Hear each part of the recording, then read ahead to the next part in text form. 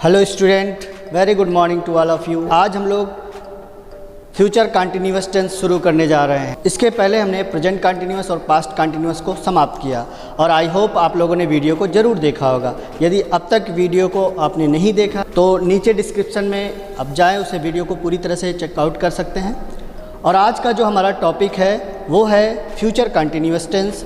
Video शुरू करने से पहले हम फ्यूचर कंटिन्यूअस टेंस को डिस्क्राइब करना चाहेंगे। फ्यूचर कंटिन्यूअस टेंस है क्या?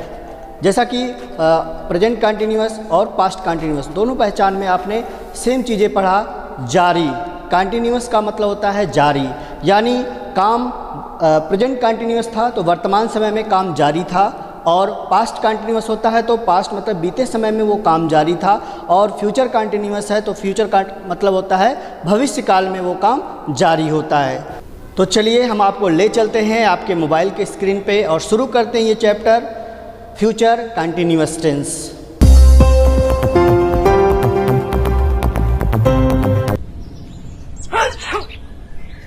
अरे भाई साहब, इनको सामान मत देना, नहीं तो हम नहीं लेंगे। अरे इनको अपनी दुकान से जाने के लिए बोलो ना। इस सज्जन ने मास्क पहन रखा है और सबसे 6 फीट की दूरी भी बनाई रखी है, लेकिन आप मास्क नीचे करके बात कर रहे हैं, उससे सबको इन्फेक्शन का ज्यादा खतरा है। समझदार बनिए। अपना मास्क हमेशा पहन के रखें और कम से कम 6 फीट की दूरी बनाए रखें। एक जागरूक नागरिक बनो। Future continuous tense is used to denote an action which is expected to be in progress at a certain point of time. Future continuous tense में कार्य भविष्य काल में खास समय पर जारी रहा है। स्टूडेंट, जानकारी के लिए बता दें, जैसा कि आप लोगों को प्रेजेंट कंटिन्यूअस में पढ़ाया गया था, प्रेजेंट कंटिन्यूअस काम वर्तमान समय में जारी होता है और पास्ट कंटिन्यूअस टेंस में कार्य बीते हुए समय में जारी बताया जाता है, और फ्यूचर कंटिन्यूअस में वही कार्य भविष्य में जारी बताया जाता है। अगर प्रेजेंट कंटिन्यूअस में देखा जाए तो वाक्यों के अंत में रहा है, रही है, रहे हैं आता है। वहीं पास्ट कंटिन्यूअस टेंस में वाक्यों के अंत में रहा था, रही थी, रहे थे आता है। और फ्यूचर कंटिन्यूअस टेंस के वाक्यों के अंत में रहा होगा, रही होगी, रहे होंगे।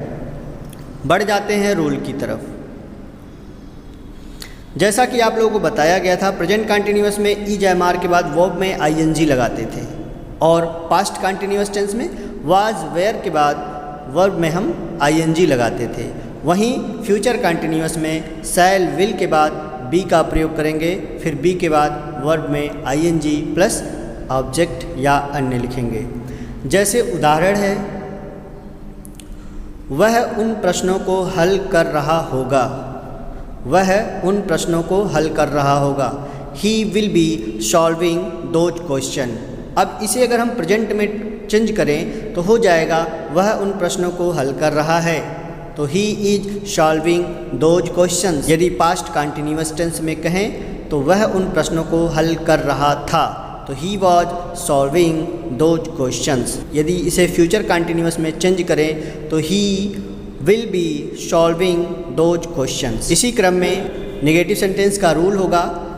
जैसा कि प्रेजेंट में बताया गया था, इज एम आर के बाद नॉट लगाए थे, पास्ट में वॉज वेयर के बाद नॉट लगाया जाएगा, और फ्यूचर में शैल विल के बाद हम नॉट का प्रयोग करेंगे। बाकी चीज़ें सेम होंगी, तो रूल हो जाएगा subject plus shall will plus not plus be plus verb में आईएनजी प्लस ऑब्जेक्ट। तो नेगेटिव का एग्जाम्पल होगा, वह खाना नहीं बना रही होगी।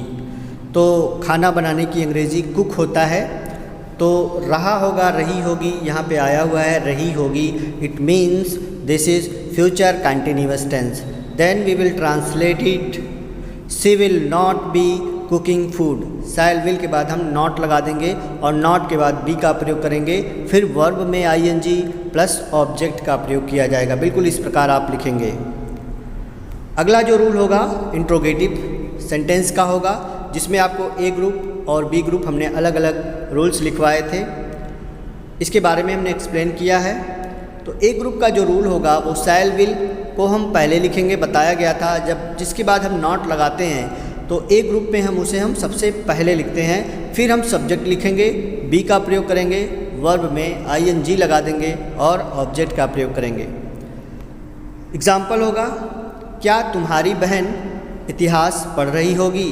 तो देखिए यहाँ पर ए ग्रुप है, ए ग्रुप हमने फाइंड आउट कैसे किया, पर क्या शब्द का प्रयोग किया गया है। ऐसे सिचुएशन में यह इंट्रोगेटिव का ए ग्रुप होगा और इसका अनुवाद क्या की अंग्रेजी व्हाट नहीं लिखेंगे, बल्कि उन्हीं हेल्पिंग वर्ब को हम पहले लिखते हैं। तो will your sister be reading novel, बिल्कुल आप इसी प्रकार इसको लिखेंगे। बी ग्रुप यानी जब प्रश्नवाचक शब्द बीच में आते हैं, बिल्कुल ए ग्रुप के ही जैसा रूल होगा, उसमें क्वेश्चन वर्ड हम पहले लिखेंगे, बाकी चीज़ें बाद में लिखेंगे। Question word plus shall will plus subject plus be plus verb में आईएनजी प्लस ऑब्जेक्ट, बिल्कुल इसी क्रम में आप रूल्स को लिखेंगे, नोट कर लें। एग्जाम्पल है, वह अपना काम कैसे कर रही होगी। तो हो जाएगा how will she be doing her work. How यानी कैसे की अंग्रेजी हम पहले बनाएंगे, तो उसकी अंग्रेजी हाउ होगा। हाउ के बाद विल का प्रयोग करेंगे, विल के बाद हम सब्जेक्ट सी लगाएंगे, how will she be doing her work. इसी क्रम में एक और एग्जाम्पल है, वे इस मैच को कहाँ खेल रहे होंगे। तो हो जाएगा where will they be playing this match, बिल्कुल इसी तरह से आप इसको ट्रांसलेट करेंगे। अगला जो रूल है कौन आने पर, कौन आने पर बिल्कुल आपको इसके पहले भी हमने एक्सप्लेन किया है, बताया है। जो लोग पुराना वाला वीडियो नहीं देखे हैं, प्रेजेंट कंटिन्यूअस पास्ट कंटिन्यूअस, वो अभी जाएं डिस्क्रिप्शन में, पहले उस वीडियो को चेकआउट कर लें, नीचे लिंक दिया गया है, उस लिंक को ओपन करें, उस वीडियो को पहले देख लें, उसके बाद ये सारी चीज़ें आपको और अच्छे से समझ में आएंगी। तो इसका जो रूल होगा, who plus shall will plus be plus verb में आईएनजी प्लस ऑब्जेक्ट। हु के बाद हम शैल विल का प्रयोग करेंगे, क्योंकि यहाँ सब्जेक्ट नहीं होता है, सब्जेक्ट हु ही मान लिया जाता है। तो ट्रांसलेशन बनेगा, इन छात्रों को गणित कौन पढ़ा रहे होंगे। अब देखिए यहाँ कौन आया हुआ है और अंत में रहा होगा, रही होगी, यानी ये फ्यूचर कंटिन्यूअस टेंस है। तो ऐसी सिचुएशन में who will be teaching these students maths, इसे दो तरीके से लिख सकते हैं, या ऐसे भी लिख सकते हैं, who will be teaching math to these student. यदि हम सजीव वाले ऑब्जेक्ट को लास्ट में लिखते हैं तो टू लगाना पड़ेगा, नहीं तो आप अगर पहले लिख देते हैं तो टू लगाने की आवश्यकता नहीं रहेगी, ये ग्रामर का रूल है। बढ़ जाते हैं इसी क्रम में दूसरे एग्जाम्पल की तरफ, जोर जोर से कौन चिल्ला रहा होगा। तो कौन की अंग्रेजी यहाँ भी हु होगा, who will B crying loudly. तो इसी क्रम में एक और रूल इसी में आता है, कौन नहीं आने पर। तो कौन नहीं आने पर अगर किसी में कौन भी आया है और नहीं भी आया है, तो उसकी अंग्रेजी का जो रूल होगा, who plus shall will plus not plus be plus verb में आईएनजी प्लस ऑब्जेक्ट। तो जैसे इस काम को कौन नहीं कर रहा होगा, तो हो जाएगा who will not be doing this work. इसके बाद कितना कितनी, कौन सा कौन सी, किसका किसकी किसके आने पर, यानी अगर ये सब चीज़ें हिंदी में आते हैं और अंत में रहा होगा, रही होगी, रहे होंगे आता है, तो उसका अनुवाद जो रूल होगा वो हम क्वेश्चन वर्ड से ही शुरू करेंगे। Question word plus noun plus shall will plus subject plus be plus verb में आईएनजी प्लस ऑब्जेक्ट। इसी क्रम में से हम उसका ट्रांसलेशन बनाएंगे। जैसे कमरे में कितने लड़के सो रहे होंगे। तो देखिए यहाँ कितना आया हुआ है और रहा होगा, रहे होंगे आया हुआ है, तो इट मीन्स ये फ्यूचर कंटिन्यूअस का इंट्रोगेटिव सेंटेंस है।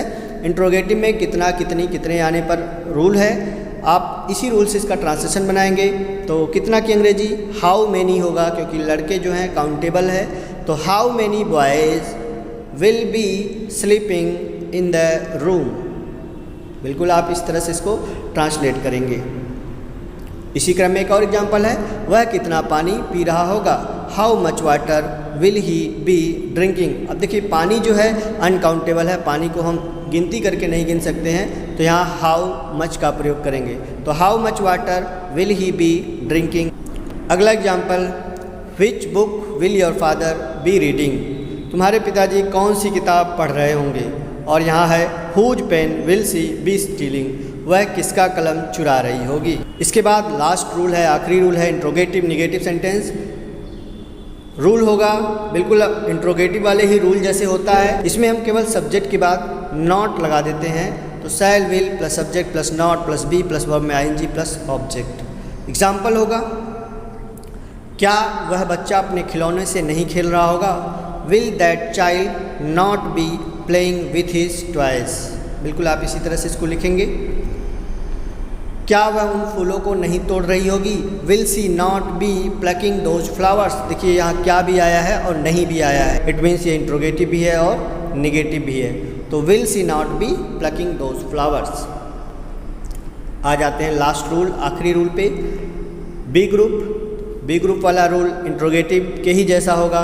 इसमें भी हम सब्जेक्ट के बाद नॉट लगाएंगे जैसा कि रूल में लिखा गया है, आप इसे नोट करें। Question word plus shall will plus subject plus not plus be plus verb में आईएनजी प्लस ऑब्जेक्ट। एग्जाम्पल है, वह उन गरीबों की मदद क्यों नहीं कर रहा होगा? Why will he not be helping those poors? इसी तरह से आप इसको लिखेंगे। तो स्टूडेंट, इस प्रकार ये टेंस समाप्त हुआ। आज हमने कंटिन्यूअस टेंस को कंप्लीट कर लिया है। इसके बाद हम लोग परफेक्ट टेंस पढ़ेंगे, तो उसके लिए आप लोग तैयार रहें। आने वाला नेक्स्ट वीडियो आपका इंग्लिश ग्रामर में परफेक्ट टेंस से जुड़ा होगा, यानी हम प्रेजेंट परफेक्ट टेंस पढ़ेंगे, फिर पास्ट परफेक्ट टेंस पढ़ेंगे, फिर फ्यूचर परफेक्ट टेंस पढ़ेंगे। तो चलते चलते आप लोगों को कुछ होमवर्क प्रोवाइड कर दे रहे हैं। इसका आप लोग स्क्रीनशॉट ले लें और इसे आप लोग घर बैठ के प्रैक्टिस करें और हमें भी बताएं इसमें ऐसा कौन सा वाक्य है जो आपको नहीं आ रहा है। आप कमेंट बॉक्स में उसे कमेंट करें।